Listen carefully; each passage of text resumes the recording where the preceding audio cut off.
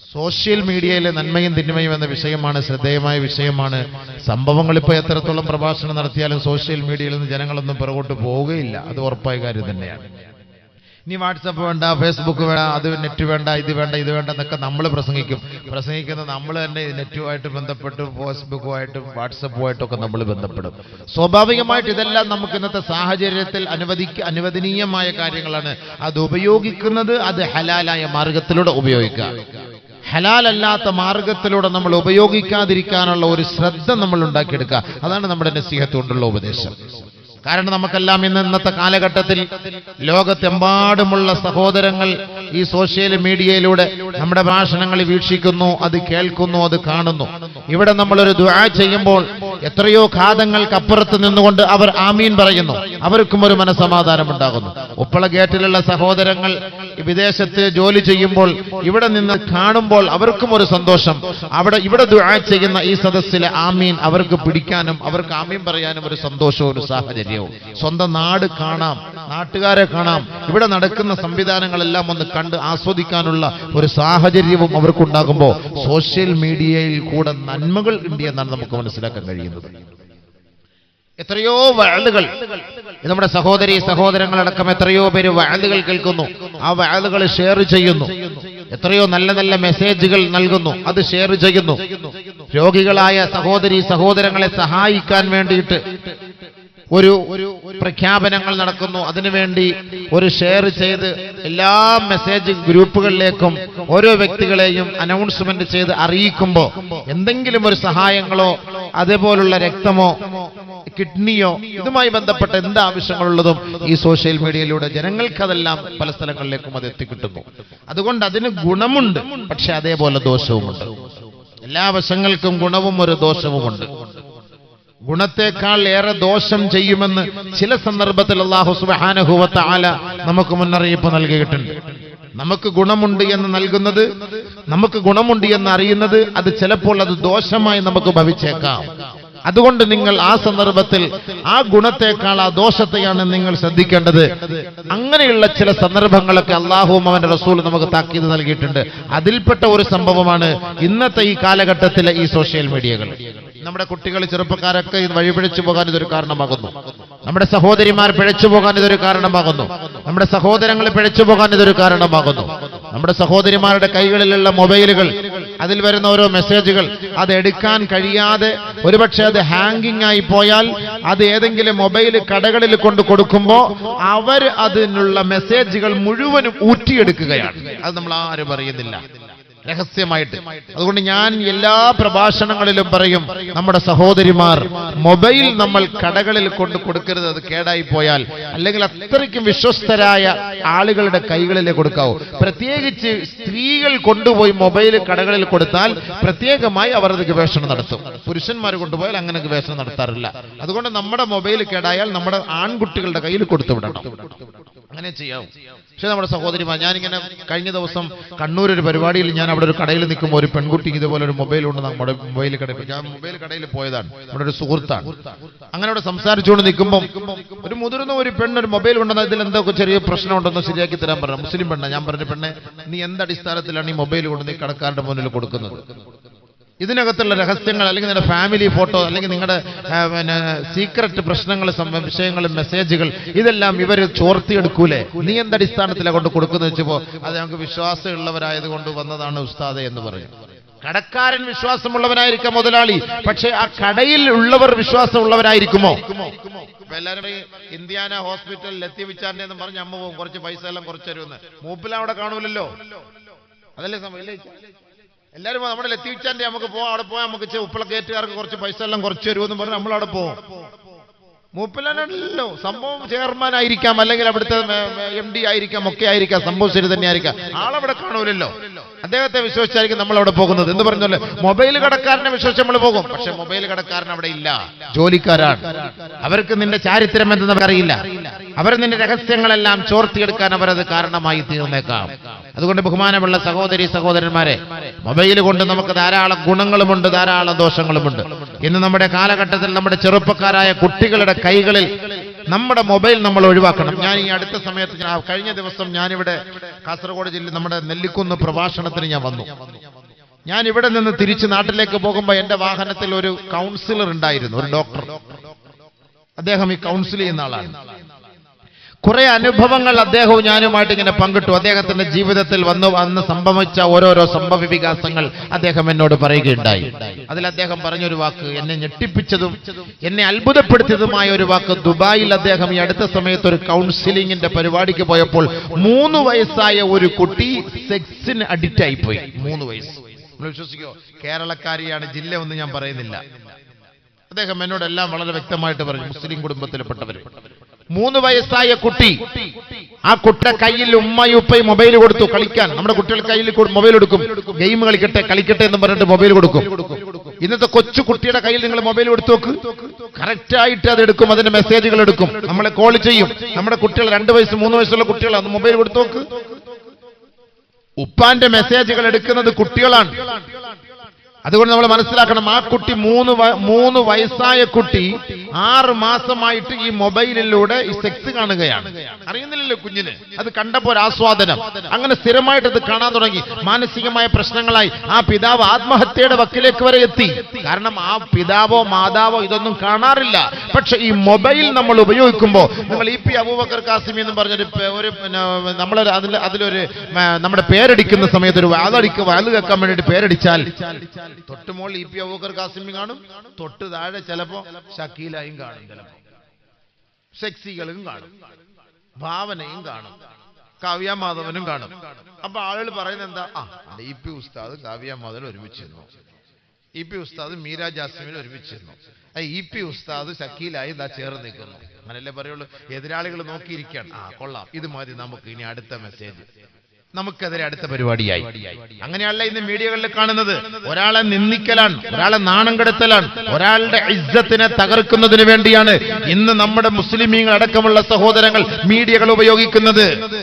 1400 വർഷങ്ങൾക്ക് മുമ്പ് തന്നെ പരിശുദ്ധമായ ഖുർആനിൽ അല്ലാഹു സുബ്ഹാനഹു വ തആല ഇങ്ങനെയൊക്കെ ഒരു സംഭവം ഉണ്ടാകുമെന്ന് മനസ്സിലാക്കിക്കൊണ്ട് തന്നെയാണ് അല്ലാഹു സുബ്ഹാനഹു വ തആല സൂറത്തുൻ നൂറിലൂടെ ആയത്തിറക്കിയത്.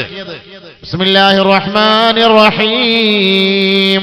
إن الذين يحبون أن تشيع الفاحشة في الذين آمنوا لهم عذاب أليم في الدنيا والآخرة والله يعلم وأنتم لا تعلمون.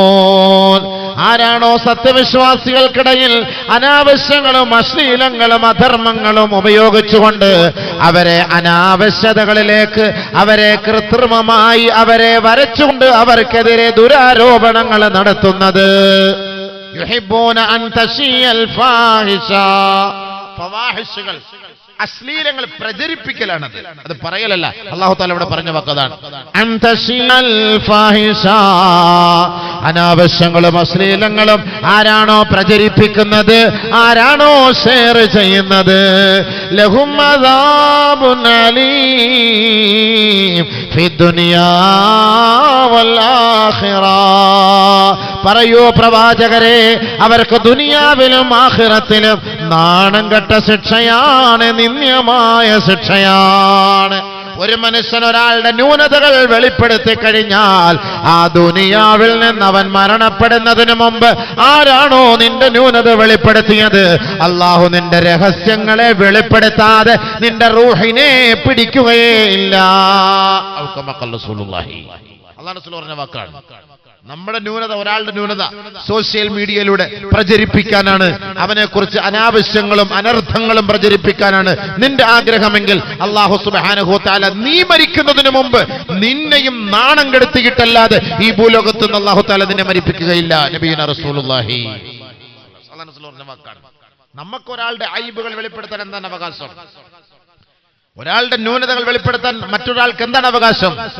അല്ലാഹു സത്താറുൽ ഉയൂബാണ്. ഐബുകളെ മറച്ചു വെക്കുന്നവനാണ് അല്ലാഹു. എത്ര പേരുടെ ഐബുകൾ, രഹസ്യങ്ങൾ അല്ലാഹു മറച്ചു വെക്കുന്നത്? പാതിരാത്രി എങ്ങാനും സൂര്യൻ ഉദിച്ചാൽ ഇവിടുത്തെ മാന്യന്മാരുടെ എല്ലാവരുടെ അവസ്ഥകൾ അറിയാൻ കഴിയുമായിരുന്നു, അവന്റെയൊക്കെ അവസ്ഥ എന്താണെന്നുള്ളത്. അതുകൊണ്ട് കുല്ലും മഈബുനില്ലല്ലാഹ്, അല്ലാഹ് അല്ലാത്തതെല്ലാം ന്യൂനതയുള്ളതാണ്. എല്ലാത്തിനും ന്യൂനതയുണ്ട്, ന്യൂനതയില്ലാത്തത് ആരുമില്ല. ഒരാളുടെ ന്യൂനതകളിലേക്ക് നോക്കരുത്, ഒരാളുടെ ഔറത്തിലേക്ക് നോക്കരുത്, ഒരാളുടെ ഐബിലേക്ക് നോക്കരുത്. ഐബില്ലാത്തവരായി ഭൂലോകത്ത് ആരും തന്നെ ഇല്ല. ഐബില്ലാത്തവൻ അല്ലാഹു മാത്രമാണ്. അതുകൊണ്ട് നമ്മളുടെ ന്യൂനത നമ്മൾ മറച്ചു വെക്കണം, നമ്മൾ മറ്റൊരാളുടെ ന്യൂനത മറയ്ക്കാൻ പോകണ്ട. അതുകൊണ്ട് എന്റെ സഹോദരാ, ചെറുപ്പക്കാരാ, നിന്റെ മൊബൈലിലേക്ക് ഒരു മെസ്സേജ് വന്നാൽ, നിന്റെ മൊബൈലിലേക്ക് ഒരു അശ്ലീലത വന്നാൽ, ഒന്നുകിൽ നീ അത് കാണുകയാണെങ്കിൽ തൗബ ചെയ്ത് നീ അത് ഡിലീറ്റ് ചെയ്യണേ. നിന്റെ സുഹൃത്തുക്കൾക്ക് നീ അത് കൈമാറരുതേ. ആദരവായ റസൂലുള്ളാഹി തങ്ങൾ പറഞ്ഞു, ഒരാൾ ഒരു അശ്ലീലമായ ഫോട്ടോ കാണുകയും അത് പ്രചരിപ്പിക്കുകയും ചെയ്തു കഴിഞ്ഞാൽ ആ വ്യക്തി, ആ പ്രചരിപ്പിച്ച വ്യക്തി ആ അശ്ലീലതയ്ക്ക് കൂട്ടുനിന്നവനെ പോലെയത്രേ. ഒരു വ്യഭിചാരത്തിന്റെ ഫോട്ടോ നമ്മുടെ മൊബൈലിലേക്ക് വന്നു, നമ്മൾ അത് മറ്റൊരാൾക്ക് മെസ്സേജ് ചെയ്തു കൊടുത്തു. അല്ലാഹുവിന്റെ റസൂല് പറയുകയാ, നീയും ആ ദുഷിച്ച കൃത്യത്തിന് നേതൃത്വം കൊടുത്തവനെ പോലെയാണ് എന്ന് പറഞ്ഞാൽ നീ വ്യഭിചരിച്ചവനെ പോലെയാണെന്ന് അർത്ഥം. അല്ലാഹു എത്ര വലിയ കടുപ്പമേറിയ വാക്കുകളാണ്. ഈ ആയത്തിന്റെ തഹത്തിൽ ഹദീസിൽ നബി സല്ലല്ലാഹു അലൈഹി വസല്ലം തങ്ങൾ പഠിപ്പിച്ചിരിക്കുകയാണ്. ഒരാളൊരു മോശമായ മെസ്സേജ്, ഒരു ഫോൺ കോൾ, ഇന്നത്തെ പെണ്ണുങ്ങന്മാർ വിളിക്കുന്ന ഫോൺ കോളൊക്കെ നെറ്റ് അടിച്ചു വെക്കാൻ മതി. എല്ലാം അടിച്ച് നെറ്റ് അടിക്കുമ്പോൾ തന്നെ എല്ലാം അറിയാലോ, ആണിന് പെണ്ണും തമ്മിലുള്ള സംസാരം. ഇതൊക്കെ നമ്മുടെ കാമുകന്മാരൊക്കെ കാമുകിമാരെ വഞ്ചിച്ചിട്ട് രഹസ്യമായിട്ട് അത് റെക്കോർഡ് ചെയ്ത് നെറ്റിലിട്ട് കൊടുക്കുകയാണ്. കാമുകന്മാരുടെ ഇംഗിതത്തിന് വഴങ്ങാതെ വരുമ്പം അവളുടെയും ഇവന്റെയും കൂടെ എടുത്ത് നെറ്റിലിട്ട് കൊടുക്കും. അപ്പൊ ആരെങ്കിലും ഒക്കെ അത് കോപ്പി എടുത്തു കഴിഞ്ഞാൽ രഹസ്യമായിട്ട് സംസാരിക്കുന്ന സംഭാഷണങ്ങൾ മുഴുവനുമാണ്. അത് നമ്മൾ കേട്ടാൽ, അത് മറ്റൊരാൾക്ക് നമ്മൾ പ്രചരിപ്പിച്ചാൽ, ആ ദുഷിച്ച സംസാരത്തിന് നമ്മൾ നേതൃത്വം കൊടുത്തവരെ പോലെയാകുമെന്ന് ഔകമാ ഖാല ഹബീബുനാ റസൂലുള്ളാഹി. അല്ലാഹു റസൂൽ പറഞ്ഞ വാക്കാണ്, അല്ലാഹു റസൂൽ പറഞ്ഞ വാക്കാണ്. ഒരു ദുഷിച്ച വാക്ക് നമ്മൾ കേട്ട് അത് മറ്റൊരാൾക്ക് നമ്മളത് കൈമാറി ഫോർവേഡ് ചെയ്തു, ഷെയർ ചെയ്തു, നമ്മൾ ലൈക്ക് അടിച്ചു എങ്കിൽ നീയും അത് സംസാരിച്ചവനെ പോലെയാണ്. മനസ്സിലാക്കണം. വ്യഭിചാരം എന്നൊക്കെ പറഞ്ഞാൽ എന്താ വിചാരിച്ചങ്ങള്? ഇതെല്ലാം ഇതിൽപ്പെട്ട കാര്യങ്ങൾ തന്നെയാണ്. അനാവശ്യമായ സംസാരം, അനാവശ്യമായ നോട്ടം, അനാവശ്യമായ മെസ്സേജ്. അതുകൊണ്ട് നമ്മുടെ മൊബൈലിലേക്ക് വരുന്ന മെസ്സേജുകൾ നീ വായിച്ചു, കണ്ടു, ഡിലീറ്റ് ചെയ്യാം. നല്ല മെസ്സേജാണ്. ഇപ്പൊ വാലിന്റെ മെസ്സേജ് വന്നു, ഖുർആനിന്റെ മെസ്സേജ് വന്നു, ഏതെങ്കിലും ഒരു രോഗികളെ സഹായിക്കാനുള്ള മെസ്സേജ് വന്നു, നീ അത് ഫോർവേഡ് ചെയ്ത് കൊടുക്കണേ. അതൊരു നന്മയാണ്. മൻ ജാഅ ബിൽ ഹസന ഫലഹു അശ്റു അംസാലിഹാ. നാളെ ആഖിറത്തിൽ ഒരു നന്മയുമായി ഒരു മനുഷ്യൻ കടന്നു വന്നാൽ അവന് 10 നന്മ ചെയ്തതിന്റെ പ്രതിഫലം ലഭിക്കുമെന്ന് ഹബീബ് പരിശുദ്ധമായ ഖുർആൻ. ഒരു നന്മ ചെയ്താൽ, ഒരു രോഗിയെ സഹായിക്കാൻ വേണ്ടി നീ ഒരു ക്ലിക്ക് ചെയ്തു, ഒരു ഷെയർ ചെയ്തു, അത് നിനക്ക് കൂലിയാണ്. 10 നന്മയായിട്ട് അല്ലാഹു തആല നിനക്ക് ആഖിറത്തിൽ തരും.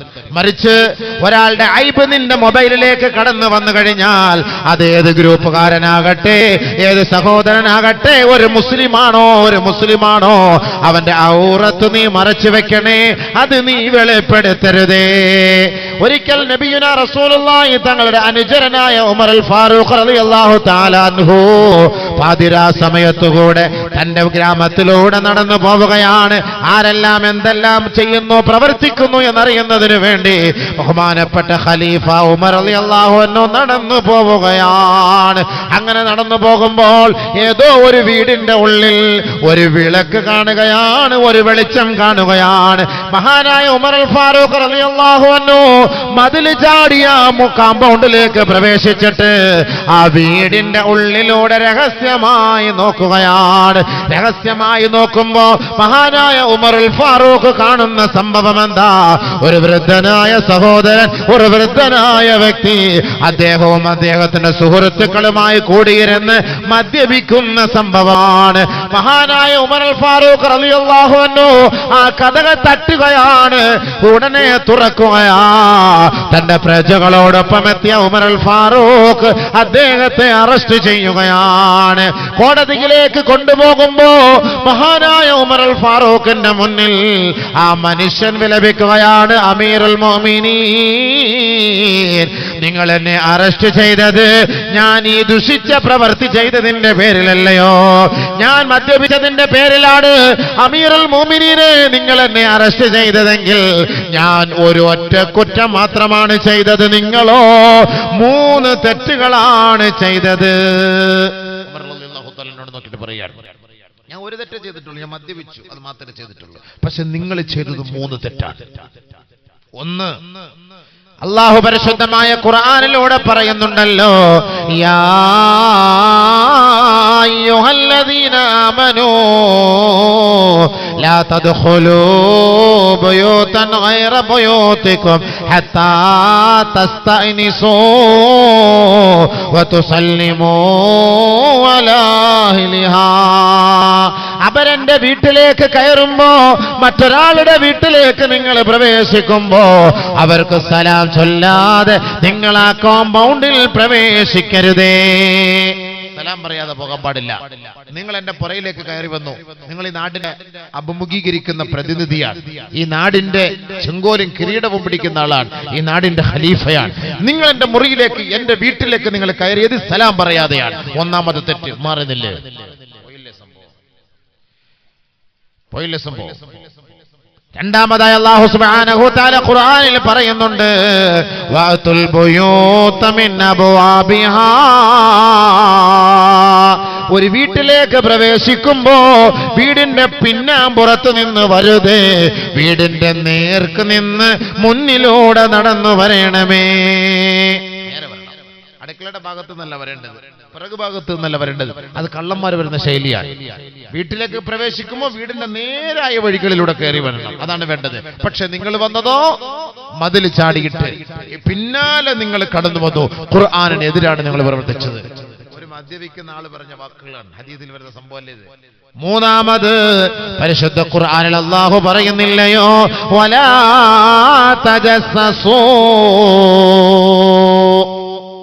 ആരുടെയും രഹസ്യം അന്വേഷിക്കരുതേ, രഹസ്യം ചൂഴ്ന്നെടുക്കരുതേ. അല്ലാഹു സുബ്ഹാനഹു വ തആല പറഞ്ഞ ഈ 3 വാക്കുകൾക്കും നിങ്ങൾ എതിരാണ് ഖലീഫ ഉമറേ നിങ്ങൾ പ്രവർത്തിച്ചത്. അതുകൊണ്ട് ഒരു തെറ്റ് ചെയ്ത ഞാനാണോ കുറ്റക്കാരൻ? 3 തെറ്റ് ചെയ്ത നിങ്ങളാണോ കുറ്റക്കാരൻ?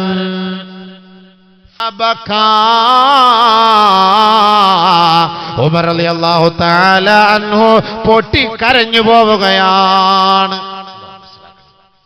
ഉമർ റളിയല്ലാഹു അൻഹു ആരാണ്? ഉമർ റളിയല്ലാഹു അൻഹു ഇതേ കരയാണ് സംഭവം. നാലിച്ചോക്ക്, ഒരു മദ്യപാനിയുടെ വാക്ക് കേട്ട് ഉമർ റളിയല്ലാഹു അൻഹു കരയാന്ന് പറഞ്ഞാൽ എന്താ സംഭവം? എന്താ നമ്മൾ ചെയ്യുന്ന തെറ്റ് ശരിയാണോ ഇല്ലയോ, നമ്മൾ ചെയ്യുന്ന പ്രവൃത്തി അത് തെറ്റാണോ ശരിയാണോ നമ്മളൊന്ന് വിലയിരുത്തണം ആദ്യം. ഞാൻ ഒരാളെ ഗവേഷണം ചെയ്യാൻ പോകുന്നു, ഞാൻ ഒരാളുടെ ന്യൂനത പിടിക്കാൻ പോകുമ്പോൾ ആദ്യം നീ ഓർക്കണം, അല്ലാ എന്നിൽ ന്യൂനത ഉണ്ടല്ലോ, ഞാൻ എത്രയോ രഹസ്യമായിട്ട് നിന്നെ വഞ്ചിച്ചിട്ട് എത്രയോ തെറ്റുകൾ ചെയ്യുന്നവനല്ല ഞാൻ എന്തിന് പിന്നെ അവന്റെ ന്യൂനത പിടിക്കാൻ പോണം? ഇല്ല അല്ലാ, ഞാനില്ല അല്ലാ. അതാണ് ഈമാൻ, അതല്ല ഈമാൻ. യേശുക്രിസ്തു പറഞ്ഞ പോലെ തെറ്റ് ചെയ്യാത്തവൻ എറിയുള്ളൂ. ഇങ്ങോട്ടിരുന്നോ ഉസ്താദ്, അവിടെ പോയിരിക്കുന്ന ഇന്നലെ ലേറ്റ് ആവുമെന്ന് പറഞ്ഞുകൊണ്ട് പേടിച്ചെന്ന് പറഞ്ഞ ഉസ്താദ് വിഷമിച്ചിരിക്കുകയാണ്. നിങ്ങളുടെ കറാമത്ത് പറഞ്ഞതാണ് നമ്മൾ, അല്ല ഉസ്താദിന്റെ കറാമത്ത് പറഞ്ഞാണ്ട് വാക്ക് ചിലപ്പോൾ സൂക്ഷിച്ചോണം ഉസ്താദ് സംസാരിക്കുന്നത്. എല്ലാവരും ഉസ്താദ് പറഞ്ഞാല് അത് റാഹത്തായി എന്നല്ല, അത് സ്വാഭാവികമായിട്ട് എല്ലാവരും പറയല്ലേ. ഞാൻ വിചാരിച്ചാൽ നമ്മൾ കഴിഞ്ഞ പ്രാവശ്യം ഒന്നും വേറെ ഉസ്താദായിരുന്നു, ആ ഉസ്താദ് ഇപ്പൊ അങ്ങോട്ട് മാറിയ ബേക്കല ഭാഗത്തേക്ക് അവിടത്തേക്ക് മാറി. ഉസ്താദ് ഇപ്പൊ പുതിയ ആളാണ്. അല്ല, സ്വാഭാവികമായിട്ട് അങ്ങനെ ഞാൻ തമാശക്ക് പറഞ്ഞാണ്. സ്വാഭാവികമായിട്ട് നമ്മൾ അങ്ങനെ പറയുമല്ലോ. എന്നൊക്കെ പറഞ്ഞാൽ നല്ലൊരു പക്ഷേ ലേറ്റായി പോയെന്താവും, ഞാനൊരു തമാശക്ക് പറഞ്ഞതാണ്. അല്ല ഉസ്താദിന് വിഷമമുണ്ടോന്ന് അറിയില്ല, അതൊന്നുമില്ല. അപ്പൊ അൽഹംദുലില്ലാഹ്, അപ്പൊ ആലിമീങ്ങളുടെ ഒക്കെ വാക്ക് എപ്പോഴും കബൂലിയത്തുണ്ടെന്ന് അതുകൂടെ മനസ്സിലാക്കണം. ഉസ്താദന്മാരിൽ എപ്പോഴും ഖുർആൻ ഓതുന്നവരും പിന്നെ വാള് പറയുന്നവരും നസിഹത്ത് ചെയ്യുന്നവരും ഇബാദത്ത് ചെയ്യുന്നവരും ദിക്ർ ചെയ്യുന്നവരൊക്കെ അല്ലേ. അതുകൊണ്ടൊക്കെ നമ്മൾ ഈ മഹാന്മാരൊക്കെ വിളിച്ചിട്ട് നമ്മൾ ദുആ അർപ്പിക്കുന്നൊക്കെ. അപ്പൊ അതുകൊണ്ട് അവരുടെയൊക്കെ വാക്കുകൾക്ക് എപ്പോഴും ഒരു അസറുണ്ടാവും, എപ്പോഴും ഒരു അസറുണ്ടാവും. അൽഹംദുലില്ലാഹ്. അപ്പൊ അതുകൊണ്ട് ബഹുമാനമുള്ള സഹോദരങ്ങളെ ശ്രദ്ധിക്കുക എല്ലാവരും. അല്ലാഹു തആല മനസ്സിലാക്കാൻ നമുക്ക് തൗഫീഖ് നൽകി അനുഗ്രഹിക്കുമാറാകട്ടെ. ആരുടെയും ഐബ് വെളിപ്പെടുത്തപ്പെടില്ല. ഉമർ റളിയല്ലാഹു തആല കരഞ്ഞുപോയി. സഹോദരാ, എന്നോട് പൊറുക്കണം. ഒരു മദ്യപാനിയോട് ദ്വാരപ്പിക്കാൻ എന്നോട് പൊറുക്കണം, മാപ്പ് തരണം, എനിക്ക് നിങ്ങൾ മാപ്പ് തരണം, ഇല്ലെങ്കിൽ ഞാൻ അള്ളാഹുവിന്റെ മുന്നിൽ ഏറ്റവും വലിയ കുറ്റക്കാരനായി തീരും. എനിക്ക് മാപ്പ് നൽകണം. ഒരു നാടിന്റെ പ്രതിനിധി, ഒരു ഖലീഫയാണ് ബഹുമാനപ്പെട്ട ഉമർ റളിയല്ലാഹു തആല അൻഹു. അദ്ദേഹമാണ് ഈ മദ്യപാനിയുടെ മുന്നിൽ ചോദിക്കുന്നത്, എനിക്ക് പൊരുത്തം തരണമെന്ന്. നമ്മളെ അപേക്ഷിച്ചിടത്തോളം ആരെങ്കിലും ചോദിക്കോ? ഒരാളുടെ എത്ര അയ്ബുകൾ വെളിപ്പെടുത്തും, എത്ര അയ്ബുകൾ ഒരാളെ വെളിപ്പെടുത്തും, രഹസ്യങ്ങൾ ചോർത്തിയെടുക്കും. ആ രഹസ്യങ്ങൾ ചോർത്തിയെടുത്താൽ പൊരുത്തമില്ലാതെ മരണപ്പെട്ടു പോയാൽ നാളെ ആഖിറത്തിൽ ഇവന്റെ നന്മ അല്ലാഹു അവനെടുത്ത് കൊടുക്കൂലേ? ഒരാൾക്കെതിരെ ഗീബത്തോ നമീമത്തോ ഏഷണിയോ ദൂഷണമോ പറയാൻ പാടില്ല എന്ന് വളരെ വ്യക്തമായി പരിശുദ്ധ ഖുർആൻ പറയുമ്പോൾ, ഒരാളുടെ ഐബ് നമ്മുടെ മൊബൈലിലേക്ക് വന്നു കഴിഞ്ഞാൽ ഒരു കാരണവശാലും നമ്മളത് മറ്റൊരാൾക്ക് ഷെയർ ചെയ്യരുത്. അതാണ് നന്മ, സോഷ്യൽ മീഡിയയിലെ നന്മ. ഈ ഷെയർ ചെയ്താൽ അത് ആ സോഷ്യൽ മീഡിയയിലെ തിന്മ തന്നെയാണ്, യാതൊരു സംശയമില്ല. ഒരാൾക്ക് പറയാൻ പാടില്ല. നബിയുനാ റസൂലുള്ളാഹി സ്വല്ലല്ലാഹു അലൈഹി വസല്ലമ തങ്ങൾ പറയുകയാണ്, ഹൽ തദ്റൂന മൻ ശിറാറുൻ നാസ്, ജനങ്ങളിൽ നികൃഷ്ടരാരെന്ന് നിങ്ങൾക്കറിയുവോ സ്വഹാബാ? ജനങ്ങൾ നിന്ദ്യരാരെന്ന് നിങ്ങൾക്കറിയുവോ സ്വഹാബത്തെ? അള്ളാന്റെ റസൂല്, അള്ളാന്റെ പ്രവാചകനായ ഹബീബായ തങ്ങളെ സ്വഹാബാക്കളോട് ചോദിക്കുകയാണ്. ഖാലൂ അല്ലാഹു വറസൂലുഹു അഅലം, അല്ലാഹു റസൂലുമല്ലാതെ ഞങ്ങൾക്കറിയില്ല ഹബീബേ. നബിയുനാ റസൂലുള്ളാഹി സ്വല്ലല്ലാഹു അലൈഹി വസല്ലമ തങ്ങളോട് ബഹുമാനപ്പെട്ട സഹാബാക്കൾ പറയുകയാണ്, അല്ലാഹുവിന്റെ റസൂൽ പറയുകയാ, ദുൽ വജ്ഹൈൻ ഔ ദു ലിസാനൈൻ, രണ്ട് മുഖമുള്ളവരാണ് അല്ലെങ്കിൽ രണ്ട് നാവുകളുള്ളവരാ. ഹബീബ റസൂലുള്ളാഹി തങ്ങൾ സഹാബാക്കളോട് പറഞ്ഞപ്പോ ബഹുമാനപ്പെട്ട സഹാബാക്കൾക്ക് കാര്യം മനസ്സിലായില്ല. ആരാ മോശക്കാരൻ? ജനങ്ങളിൽ മോശം ആരാ? ഏറ്റവും നികൃഷ്ടനാരാണ്? വൃത്തികെട്ടവനാരാണ്? രണ്ട് മുഖമുള്ളവനാ, രണ്ട് നാവുള്ളവനാണ് നബിയുനാ റസൂലുള്ളാഹി. അല്ലാഹുവിന്റെ റസൂലിന് കാര്യം മനസ്സിലാക്കി കൊടുക്കുകയാണ് സഹാബാക്കൾക്ക്. യഅതി ബിഹൗലാഇ ബിവജ്ഹിൻ വയഅതി ബിഹൗലാഇ ബിവജ്ഹിൻ, ഒരാളുടെ ഭാഗത്ത് ഒരു മുഖത്തോടുകൂടി പോകും, അതേ വ്യക്തി തന്നെ മറ്റൊരു സന്ദർഭത്തിൽ മറ്റൊരു മുഖ സാദൃശ്യമുള്ളവനായി മാറും. മനസ്സിലായില്ലേ? നമ്മുടെ കാര്യം തന്നെ ഉസ്താദിനോട് വന്ന് പറയും, ലത്തീഫ്ച്ചാക്ക് സപ്പോർട്ട് ചെയ്തിട്ട് പറയും, ലത്തീഫ്ച്ചാക്ക് എതിരായിട്ട് ഉസ്താദിനോട് പറയും. ഉസ്താദിന്റെ കുറ്റം ലത്തീഫ്ച്ചാടുത്ത് പോയി പറയും. ഒരേ ഒരാള്, ഉദാഹരണം പറഞ്ഞാണ്, ഉദാഹരണം അങ്ങനെ പറയുന്നില്ല, ഉദാഹരണം പറയാണ്. പള്ളിയിലെ പ്രസിഡന്റിനോട് പോയിട്ട് ഉസ്താദിനെ കുറ്റം പറയും. നിങ്ങളെ കുറിച്ച് നിങ്ങളുടെ ഇമാമ് വളരെ മോശമായിട്ടാണല്ലോ പറയുന്നത്. നല്ല മനുഷ്യനായിരിക്കും, ഉസ്താദിനൊക്കെ എപ്പോഴും അത് രാവിലെ കട്ടൻ ചായക്കോ ചേർന്നിരുന്ന് കുടിക്കും, ബിസ്ക്കറ്റൊക്കെ തിന്നുന്ന മനുഷ്യനാണ്. എന്നിട്ട് പോയിട്ട് വിത്തിനെ പറഞ്ഞു കൊടുക്കും. ലത്തീഫ്ച്ചാടേന്ന് ഇവിടെ വന്ന് തിന്നിട്ട് ഇവിടെ വന്നിട്ട് പറയും, ഉസ്താദ് നിങ്ങളെ കുറിച്ച് ലത്തീഫ്ച്ച മോശമായിട്ട് പറയുന്ന, അടുത്ത മാസം നിങ്ങളെ മാറ്റുമെന്നാ തോന്നുന്നത്, സംഭവം കണ്ടിട്ട് അങ്ങനെയാണ്, നിങ്ങളെ എവിടുന്ന് വണ്ടി വിടാൻ തീരുമാനിച്ചിട്ടില്ല, എൻ്റെ അടുത്ത് അങ്ങനെ സംസാരിച്ചിരുന്നു. ഇത് രണ്ടുപേരും ഇതൊന്നും അറിയുന്നില്ല സംഭവം. എന്നാ ഒരാളാണ് പ്രചരിപ്പിക്കുന്നത്. എങ്ങനെ? യഅതി ബിഹൗലാഇ ബിവജ്ഹിൻ വയഅതി ബിഹൗലാഇ ബിവജ്ഹിൻ. മീഡിയകളിലൂടെ ഇങ്ങനെയാണല്ലോ, ഒരു മനുഷ്യനെ കൊണ്ട് എങ്ങനെ വേണമെങ്കിലും എന്തും ചെയ്യിക്കാം. വലത് കൈ കൊണ്ട് വെള്ളം കുടിക്കുന്ന മനുഷ്യനെ ഇടത് കൈ കൊണ്ട് വെള്ളം കുടിപ്പിക്കുന്നതായിട്ടാക്കും. വലത് കൈ കൊണ്ട് ഭക്ഷണം കഴിക്കുന്നതിനെ ഇടത് കൈ കൊണ്ട് ഭക്ഷണം കഴിക്കുന്നവനായിട്ട് മീഡിയക്കകത്താക്കി കൊടുക്കും. ആവശ്യമില്ലാത്ത പരിപാടികളൊക്കെ ചേർത്ത് വെച്ചു കൊടുക്കും. എന്നിട്ട് നിസ്കരിക്കാനും വരും, നോമ്പ് കുടിക്കാനും വരും, ഇബാദത്തെടുക്കാനും വരും. അപ്പൊ ഇവിടെ വരുമ്പോ ഒരു മുഖം, അവിടെ മീഡിയക്കകത്ത് കയറുമ്പോൾ മറ്റൊരു മുഖം. അപ്പൊ ആരായിവൻ? ഇവൻ ജനങ്ങളിൽ ദുഷിച്ചവനാണ്, നികൃഷ്ടനാണ് നബിയുനാ റസൂലുള്ളാഹി. ഇവനെ കുറിച്ച് അല്ലാഹുവിന്റെ റസൂൽ പറഞ്ഞ വാക്കെന്താ? വൻ കാന ദാ ലിസാനൈൻ ഫഇന്നല്ലാഹ യജഅലു ലഹു ലിസാനൈൻ മിൻ നാർ. ആരെങ്കിലും ദുനിയാവിൽ രണ്ട് നാവോടുകൂടി സഞ്ചരിച്ചാൽ, രണ്ട് മുഖഭാവത്തോടുകൂടി സഞ്ചരിച്ചാൽ, നാളെ ആഖിറത്തിൽ അല്ലാഹു സുബ്ഹാനഹു വ തആല നരകത്തിന്റെ തീയാലുള്ള രണ്ട് നാവ് ഇവന് നൽകുമത്രേ.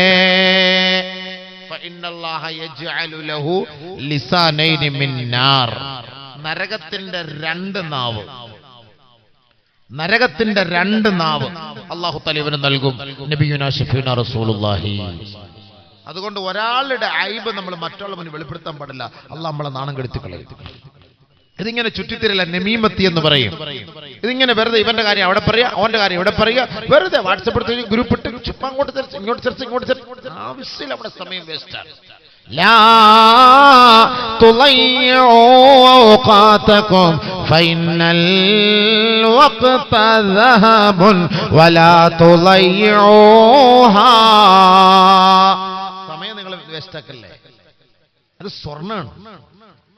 സമയം അമൂല്യ നിധിയാണ്, അമൂല്യ സമ്പത്താണ്. അത് നിങ്ങൾ നഷ്ടപ്പെടുത്തരുത്. ആവശ്യമില്ലാത്ത കടിപിടിക്ക് വേണ്ടി നിങ്ങൾ സമയം ചെലവാക്കാൻ പാടില്ല. നന്മകൾക്ക് വേണ്ടി നിങ്ങൾ ആ സമയം ചെലവാക്കുക. ഇതൊക്കെ നാളെ ആഖിറത്തിൽ അല്ലാഹുവിന്റെ മുന്നിൽ ഇതിന് ചോദ്യമുണ്ടാകും.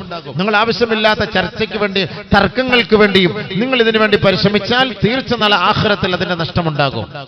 നബിയുനാ ശഫീഉനാ റസൂലുള്ളാഹി സ്വല്ലല്ലാഹു അലൈഹി വസല്ലമ തങ്ങൾ പറയുകയാ, അന സഈമുൻ ബിബൈത്തിൻ ഫീ റബദിൽ ജന്ന. സ്വർഗത്തിന്റെ കൊട്ടാരം കൊണ്ട്, സ്വർഗത്തിന്റെ പൂമുഖത്ത് ഞാൻ ഇതാ ഒരു ഭവനം കൊണ്ട് ഞാൻ വാഗ്ദാനം ചെയ്യുകയാ. ഏ ഉമ്മത്തികളെ, നിങ്ങൾക്ക് സ്വർഗലോകത്തൊരു കൊട്ടാരം വേണമോ? ആ കൊട്ടാരം നിങ്ങൾക്ക് നൽകാമെന്ന് ഞാൻ ഇതാ ഉറപ്പ് നൽകുകയാണ്. ഫീ റബദിൽ ജന്ന. അത് സ്വർഗത്തിന്റെ പൂമുഖത്താണ്, സ്വർഗത്തിന്റെ പൂമുഖത്താണ്. ആദരവായ റസൂലുള്ളാഹി സ്വല്ലല്ലാഹു അലൈഹി വസല്ലമ തങ്ങൾ പറഞ്ഞപ്പോ, ആർക്കാണ് ഹബീബ് ഈ സ്വർഗത്തിന്റെ കൊട്ടാരവുമായി അങ്ങ് സാക്ഷ്യം വഹിക്കുന്നത്? ആർക്ക് വേണ്ടിയാണ് നബിയേ? അല്ലാഹുവിന്റെ റസൂൽ പറയുകയാണ്, ലിമൻ തറക്കൽ മിറാ വഇൻ കാന മുഹിഖാ. സത്യമാണ് നീ പറയുന്നതെങ്കിൽ പോലും തർക്കവിതർക്കങ്ങൾ ഒഴിവാക്കണമേ, തർക്കങ്ങൾ ഒഴിവാക്കണമേ. തർക്കങ്ങൾ ഒഴിവാക്കുന്ന വ്യക്തിക്ക് ഞാനിതാ സ്വർഗം കൊണ്ട് സാക്ഷ്യം വഹിക്കുകയാ. ലോകത്തിന്റെ മുത്തേ മുഹമ്മദ് മുസ്തഫ. തർക്കം ഒഴിവാക്കുന്നവർക്ക് എന്തിനാ തർക്കിക്കുന്നത്? ആരാ നാളെ ആഖിറത്തിൽ രക്ഷപ്പെടുന്നത് നമുക്കറിയില്ലല്ലോ. വെറുതെ നമ്മൾ മീഡിയയിലൂടെ ആവശ്യമില്ലാത്ത തർക്കം. അവൻ അങ്ങനെയാണ്, അവൻ ഇങ്ങനെ മറ്റൊന്നാണ്. ഇപ്പൊ അബൂബക്കർ ഖാസിമിനെ കുറിച്ച് മോശമായിട്ട് പറയാം. ചുമ്മാ ഇങ്ങനെ ഓരോരുത്തർ ഇങ്ങനെ വെറുതെ അങ്ങോട്ട് കുറ്റം പറയും. സുന്നത്ത് ജമാഅത്തിനെതിരായ ആളാണ്, മറ്റേ ആളാണ്. സുന്നത്ത് ജമാഅത്തിന്റെ അഹലുകാരനാണ്. ഇല്ല, ഞാൻ 6-7 വർഷമായിട്ട് പോയി കാസർഗോഡ് ഞാൻ ഈ ഭാഗങ്ങളെല്ലാം പ്രസംഗിക്കുന്നു. എല്ലാവരും എന്നെ വിളിച്ച്, ഉസ്താദ് നിങ്ങളെ കുറിച്ച് ഇങ്ങനെ ഒരു പരാതി ഉണ്ടല്ലോ, അതുണ്ടല്ലോ, ഇതല്ല. ഇതിനൊന്നും മറുപടി പറയണ ഈ പാവപ്പെട്ടവൻ പോവില്ല. എത്ര നമ്മളെ ചൊടിപ്പിച്ചാലും ഇഷ്ടമുള്ളവൻ വിളിക്കട്ടെ, ഇഷ്ടമില്ലാത്തവൻ വിളിക്കണ്ട. ഞാൻ സുന്നത്ത് ജമാഅത്തുകാരനാണ്, നിങ്ങൾക്ക് ഉറപ്പുണ്ടെങ്കിൽ എന്നെ വിളിച്ചാൽ മതി. സുന്നത്ത് ജമാഅത്തുകാരനല്ല എങ്കിൽ വാങ്ങൽ വിളിക്കണ്ട. ഖലാസ്, തീർന്നല്ലോ സംഭവം, പ്രശ്നം തീർന്നില്ലേ? 2 ദിവസം റെസ്റ്റ് എടുക്കാം പുരയിലിരുന്ന് റാഹത്തായിട്ട്. അള്ളാഹ് എവിടെല്ലാം ദീൻ പറയാൻ പോകണം തീരുമാനിച്ചാൽ അവിടെ എല്ലാം പോയേ പറ്റുള്ളൂ. അത് അള്ളാഹിന്റെ തർത്തീബാണ്. അതിന് ആര് തടഞ്ഞാലും അത് തടയാൻ പറ്റൂല. സംഭവം ആരും വേണം നടക്കില്ല. വലിയ വലിയ മഹാന്മാര്, മശായിഖന്മാര്, സ്വാലിഹീങ്ങളെ സുന്നത്ത് ജമാഅത്തിന്റെ അഹലുകാരല്ല എന്ന് പറയുന്നു. പിന്നെ ഈ പാവം പിടിച്ച ഈ സാധുവായ സീറോ ആയ എന്നെ കുറിച്ച് പറയുന്നില്ല. എനിക്ക് വലിയ പ്രശ്നമൊന്നുമില്ല. ഏറ്റവും വലിയ ബലഹീനൻ, ഒന്നുമില്ലാത്തവൻ, വിവരമില്ലാത്തവൻ. നിങ്ങളുടെ മുന്നിലൊക്കെ ഒന്ന് ഇൽമു പറയാൻ തൗഫീഖ് കിട്ടിയതിന് അള്ളാഹുവിൽ ഞാൻ അൽഫ് ശുക്ർ, അള്ളാഹ്ക്ക് ഞാൻ കോടിക്കണക്കിന് ശുക്ർ ഞാൻ അള്ളാഹുവിന് ഞാൻ നൽകുകയാണ്, പറയുകയാണ് പടച്ചവൻ. കാരണം എനിക്ക് ഈ സാധുവായ, എനിക്ക് വിവരമില്ലാത്ത എനിക്ക് നിങ്ങളുടെ മുന്നിൽ വന്ന് ഇൽമു പറയാൻ പറ്റിയില്ലേ? ഇത്രയും ആളുകൾ എതിർത്തിട്ടും. പിന്നെ ഞാനിപ്പോൾ പറഞ്ഞു സോഷ്യൽ മീഡിയയെ കുറിച്ച് വന്നതുകൊണ്ട് പറഞ്ഞു, ഇല്ലെങ്കിൽ ഞാൻ ഇത് പറയൂല. സോഷ്യൽ മീഡിയയിലൂടെ ഇങ്ങനെ എപ്പോഴും ചുമ്മാ ചർച്ച, വെറുതെ ആവശ്യമില്ലാത്ത ആൾ അങ്ങനെ കാണിച്ചു, ഇങ്ങനെ കാണിച്ചു, ഇങ്ങനെ പറഞ്ഞു, അങ്ങനെ പറഞ്ഞു, ഇങ്ങനെ പറഞ്ഞു. എന്ത് പറഞ്ഞു, എന്ത് കാണിച്ചു, എന്ത് ചെയ്തു എന്ന് അതിന്റെ നിജസ്ഥി മനസ്സിലാ. അവിടെയും കട്ട് ചെയ്യും, മാ ഖബലും മാ ബഅദും കട്ട് ചെയ്തിട്ട് നടുക്കുള്ളത് മാത്രം എടുത്തിട്ട് കൊടുക്കും. സംഭവം മനസ്സിലായില്ലേ? ഇപ്പുറത്തും കട്ട് ചെയ്യും, ഇപ്പുറത്തും കട്ട് ചെയ്യും, എന്നിട്ട് ഇതിൽ മാത്രം എടുത്തു കൊടുക്കും. അപ്പൊ ഈ പി ഉസ്താദ് ഇങ്ങനെയാ, ഈ പി അങ്ങനെയാ, ഈ പി ഇങ്ങനെയാ, അദ്ദേഹത്തെ അടുത്ത വർഷം വാളിന് വിളിക്കരുത്, നമ്മൾ വാളിന് വിളിക്കരുതപ്പാ, അയാൾ സുന്നത്ത് ജമാഅത്തിനെതിരായ ആളപ്പാ. അൽഹംദുലില്ലാ അപ്പാ, എപ്പെങ്കിലും മനസ്സിലായല്ലോ അപ്പാ, വിളിക്കല്ലേ അടുത്ത വർഷം. നല്ല കാര്യം. നമ്മളാരോടും പോയി ചോദിക്കാറില്ല, അള്ളാഹുവേ നമ്മളെ കാസർഗോട്ടുകാരെ വിളിക്കണമെന്നും കൊല്ലക്കാരെ വിളിക്കണമെന്നും കർണാടകക്കാരെ വിളിക്കണമെന്നും നമ്മൾ ദ്വാരക്കാരില്ല. അള്ളാഹ് പറയുന്നു, പോകുന്നു, ഖലാസ്. അള്ളാഹ് പറയുന്നു പോകുന്നു. ഇത് അള്ളാഹ് തരുന്ന പ്രത്യേകമായ കഴിവാണ്. അള്ളാഹ് തരുന്ന കഴിവുകൊണ്ട് മാത്രമാണ് പ്രസംഗിക്കുന്നത്. അള്ളാഹ് തരുന്ന കഴിവുകൊണ്ട് മാത്രമാണ് ഈ ആളുകളെ കിട്ടുന്നത്. ഇതൊക്കെ അള്ളാന്റെ തർത്തീബാണ്, അള്ളാന്റെ തീരുമാനമാണ്. അവൻ തീരുമാനിക്കുന്നു നീ പോകണ്ട, അവൻ തീരുമാനിക്കുന്നു പ്രസംഗിക്കണം പറഞ്ഞാൽ അത് യാഥാർത്ഥ്യമായിരിക്കും. അതുകൊണ്ട് ഒരു വ്യക്തിയെക്കുറിച്ച് അറിയാതെ മനസ്സിലാക്കാതെ വെറുതെ ആവശ്യമില്ലാതെ മീഡിയകളിലൂടെ നിങ്ങൾ അങ്ങോട്ടും ഇങ്ങോട്ട് പ്രചരിപ്പിക്കരുത്. അത് നിങ്ങൾക്ക് ഞാൻ തരുന്ന ഉപദേശം. പക്ഷെ നിങ്ങളുടെ മൊബൈലിൽ ഇത് സംഭവം വന്നു. ഞാൻ ഈ അടുത്ത സമയത്ത് അൻസിബ ഹസൻ എന്ന് പറഞ്ഞിട്ട് ഒരു സിനിമാ നടിയുണ്ട്. ഒരു സിനിമാ നടി അൻസിബ ഹസൻ അറിയായിരിക്കും അല്ലേ? ചെറുപ്പക്കാർക്കൊക്കെ അറിയായിരിക്കും. അൻസിബ ഹസൻ എന്ന് പറഞ്ഞൊരു സിനിമാ നടി, മുസ്ലിമാണ്. എല്ലാവർക്കും അറിയാറില്ലേ? അറിയാവോ എന്ന് ചോദിച്ചാൽ അറിയാന്ന് പറഞ്ഞ സിനിമ ആണെന്ന് പറഞ്ഞാൽ മനസ്സിലാക്കി പോകും. അതുകൊണ്ട് ആരും മിണ്ടാത്തത്. എന്തായാലും പോട്ടെ, അതൊന്നും വലിയ കാര്യമില്ലപ്പാ. അതിനകത്ത് നമ്മളിപ്പോൾ എപ്പോഴും വാർത്തകളൊക്കെ നോക്കുന്നത് നമുക്കിപ്പോൾ ഓരോ വ്യക്തിയുടെ പേര് പറയുന്നതിന്. ഇപ്പം ഞാനിപ്പോൾ നിങ്ങളുടെ മുന്നിൽ കുറേ ഭാവന ഷൂട്ടിംഗ് കഴിഞ്ഞ് പോയപ്പോൾ ഭാവനയെ പീഡിപ്പിക്കാൻ ശ്രമിച്ചു എന്ന് പറഞ്ഞ് പത്രത്തിൽ വന്നു. അത് നോക്കുമ്പോൾ ഇതൊക്കെ വാർത്തയല്ലേ? ഇത് വാർത്ത മനസ്സിലാക്കിയെങ്കിൽ നമുക്ക് അടുത്ത് പ്രസംഗിക്കാൻ പറ്റുള്ളൂ. ഇതൊക്കെ ഓരോ കാര്യങ്ങൾ മനസ്സിലാക്കണ്ടേ? ഇന്നത്തെ സാഹചര്യങ്ങൾ മനസ്സിലാക്കിക്കൊണ്ട് നമ്മൾ പ്രസംഗിക്കാൻ ഇതൊക്കെ നോക്കുന്നുണ്ട്. അതൊന്നും ഒരു പ്രശ്നമാക്കണ്ട, അതൊന്നും ഒരു വിഷയമല്ല. നമ്മൾ സൂക്ഷിക്കുക, അത്രയേ ഉള്ളൂ. അപ്പൊ ഈ അൻസിബ ഹസൻ എതിരെ ഞാൻ ഈ കാസർഗോഡ് തന്നെ ഞാൻ എതിർത്ത് പ്രസംഗിച്ചു. ഞാൻ ബന്ദിയോട് വന്നപ്പോൾ ഞാൻ പ്രസംഗിച്ചു, നരകത്തെ നിഷേധിച്ചു എന്ന് പറഞ്ഞിട്ടൊരു പോസ്റ്റ് കണ്ടിട്ട് ഇതേപോലെ മീഡിയയിൽ കണ്ടിട്ട് ഞാൻ അവളെ വിമർശിച്ചു പ്രസംഗിച്ചു. നരകത്തിനെ നിഷേധിക്കുന്നവളാണ്, നരകത്തെ എതിർക്കുന്നവളാണ്, ആ മുസ്ലിമായ ആ സിനിമാ നടി നരകത്തെ എതിർക്കുന്നവളാണ് എന്ന ഒരു പോസ്റ്റ് കണ്ടപ്പോൾ എനിക്ക് വലിയ വിഷമായി പോയി. ആരാ പറഞ്ഞത് നരകത്തിൽ പിന്നെ സിനിമ നടിക്കുന്നവർ നരകത്തിൽ പോകുന്ന ആരാ പറഞ്ഞതെന്നൊക്കെ ഉള്ള ഒരു തലക്കെട്ടില് അങ്ങനെ ഒരു എഡിങ്ങിൽ ഒരു പോസ്റ്റ് വന്നപ്പോൾ എനിക്ക് വിഷമായി പോയി. ഞാൻ അതിന്റെ നിജസ്ഥിതി മനസ്സിലാക്കാതെ കണ്ട് വളരെ ശക്തമായി ഞാൻ അതിനെക്കുറിച്ച് പ്രതികരിച്ചു. ഞാൻ ഈ ബന്ദിയോട് അടുത്ത സമയത്ത് അടുക്കും ബന്ദിയോട് കഴിഞ്ഞ 5-6 മാസത്തിന് മുമ്പ് പ്രസംഗിക്കാൻ വന്നപ്പോൾ ഞാൻ അവിടെ വളരെ ഗൗരവത്തോട് പറഞ്ഞപ്പോൾ എന്തോ ഞാൻ അതിരി വിട്ട് അങ്ങോട്ട് പറഞ്ഞു പോയി. ഞാൻ പിന്നീട് അത് എൻ്റെ സുഹൃത്തുക്കൾ അത് കട്ട് ചെയ്തിട്ട് എനിക്ക് അയച്ചു തന്നപ്പോൾ ഞാനത് കേട്ടപ്പോഴാണ് പടച്ചോൻ ഇത്രയ്ക്കും ഗൗരവത്തോടു കൂടിയാണ് ഞാൻ പറഞ്ഞതെന്നറിയില്ല. നരകത്തെക്കുറിച്ച് അത്രയ്ക്കും കട്ടിക്ക് പറഞ്ഞു പോയി. എന്തായാലും അവളുടെ മനസ്സിൽ അതൊരു മാറ്റം ഉണ്ടാക്കി. അവൾ എന്നെ വിളിച്ചു. കഴിഞ്ഞ ഡിസംബർ 31-ാം തീയതി എന്നെ വിളിച്ചു. അവളും വിളിച്ചു. അദ്ദേഹത്തെ അവളുടെ സഹോദരൻ എന്ന പേരിൽ ഒരാളെന്നെ വിളിച്ചു. എന്നെ വിളിച്ചിട്ട് പറഞ്ഞു എനിക്കാണ് സംഭവം, നിങ്ങൾ ഏതടിസ്ഥാനത്തിൽ ഇങ്ങനെ സംസാരിച്ചത്, അങ്ങനെ ഇങ്ങനെയൊക്കെ ചോദിച്ചു. അപ്പൊ അവളും എന്നെ വിളിച്ചിട്ട് പറഞ്ഞു ഉസ്താദ് ഞാൻ അങ്ങനെ സംസാരിച്ചിട്ടേ ഇല്ല, റബ്ബിനാണ് സത്യം, ആണായിട്ട് പറയും, റബ്ബിനാണ് സത്യം, ഞാൻ അങ്ങനെ പറയാം. ഞാനൊരു ഖുർആൻ ഞാൻ പഠിച്ചവളാണ്, ഞാൻ ഖുർആൻ പഠിച്ചിട്ട് ഞാൻ അതിൽ ഫസ്റ്റ് റാങ്ക് വാങ്ങിയവളാണ്, ഞാൻ ആഖിറത്തെ പേടിക്കുന്നവളാണ്, മരണത്തെ പേടിക്കുന്നവളാണ്, നരകത്തെ ഭയപ്പെടുന്നവളാണ്, ഞാൻ മുസ്ലിമായി ജീവിച്ച് മുസ്ലിമായി മരിക്കാൻ ഞാൻ ആഗ്രഹിക്കുന്നവളാണ് എന്ന് കുറേ കാര്യങ്ങൾ എന്നോട് പറഞ്ഞു. അപ്പൊ ഞാൻ പറഞ്ഞു, ഞാൻ ഇങ്ങനെ പത്രത്തിൽ ഇങ്ങനെ മീഡിയയിൽ കണ്ടപ്പോൾ ഞാൻ പറഞ്ഞു ഇതാണ് നീ പൊരുത്തപ്പെട്ടവരെ, ഞാൻ ഇൻഷാ അല്ലാഹ് ഇന്ന് തന്നെ ഞാനത് മാറ്റി പറഞ്ഞേക്കാം. ഞാൻ ഡിസംബർ 31-ാം തീയതി എനിക്ക് കോഴിക്കോടായിരുന്നു പ്രസംഗം, ഞാൻ അന്ന് അവിടെ പ്രസംഗിച്ചത്. പിന്നെ പല സ്ഥലങ്ങളിലും ഞാൻ പ്രസംഗിച്ചു. കാരണം നിരപരാധിത്വം നമ്മൾ പറഞ്ഞു, കാരണം നമ്മുടെ ഭാഗത്ത് നിന്ന് വന്നുപോയ അപാകതയാണ്, നാളെ ആഖിറത്തിൽ നമ്മൾ പിടിച്ചു നിർത്തപ്പെടും. അതുകൊണ്ട് ഞാൻ അവൾക്ക് വേണ്ടി ഞാൻ പറഞ്ഞു, ഞാൻ മാറ്റി പറയാം, എന്റെ ഭാഗത്ത് നിന്ന് വന്ന വീഴ്ചയാണ്, ഇനി ഞാൻ ഒരിക്കലും അങ്ങനെ സംസാരിക്കും. അതോടുകൂടി ഞാൻ ഒരു തീരുമാനം എടുത്തു, ഈ മീഡിയയിൽ കാണുന്നത് നമ്മൾ ഇനി പറയാൻ പാടില്ല, പ്രസംഗിക്കാൻ പാടില്ല. ചിലപ്പോൾ ആവശ്യമില്ലാത്തതായിരിക്കും. എന്റെ എതിരാളികൾ എനിക്കെതിരെ എന്തെങ്കിലുമൊക്കെ പോസ്റ്റ് ചെയ്യും, അതെടുത്ത് വെച്ചിട്ട് ഒന്നും അറിയാതെ സംസാരിക്കും, അങ്ങനെ സംസാരിക്കും.